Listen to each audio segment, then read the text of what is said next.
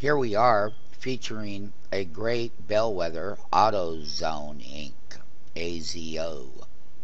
It's done extremely well to make, once again, all-time highs up here, and we're taking out that weekly resistance, and the 10-week is rising. But one of the things that we're looking at, that the short term is that we're reaching overbought levels at 89.49% on a percent DS, and we could go up to 92, and we can break through the high. But the more overbought we get and the higher that we go, we're going to look at taking when AutoZone likes to have pullbacks.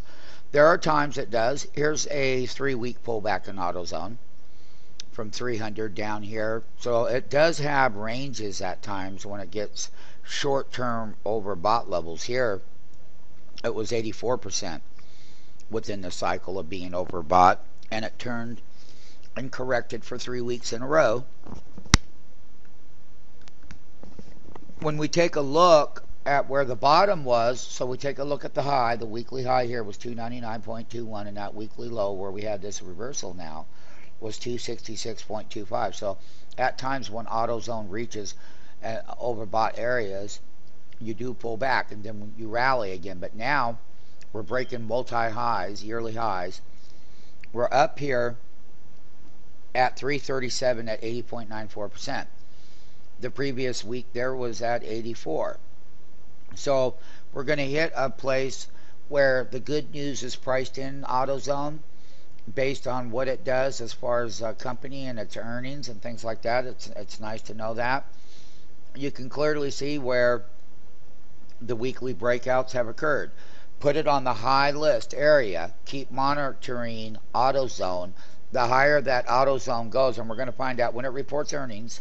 The next earnings report, MMTs, and it's always subject to change. The data that I'm showing now that we have is December 6th before market confirmed. So we're going to be looking how overbought we get going into the good execution that AutoZone has done.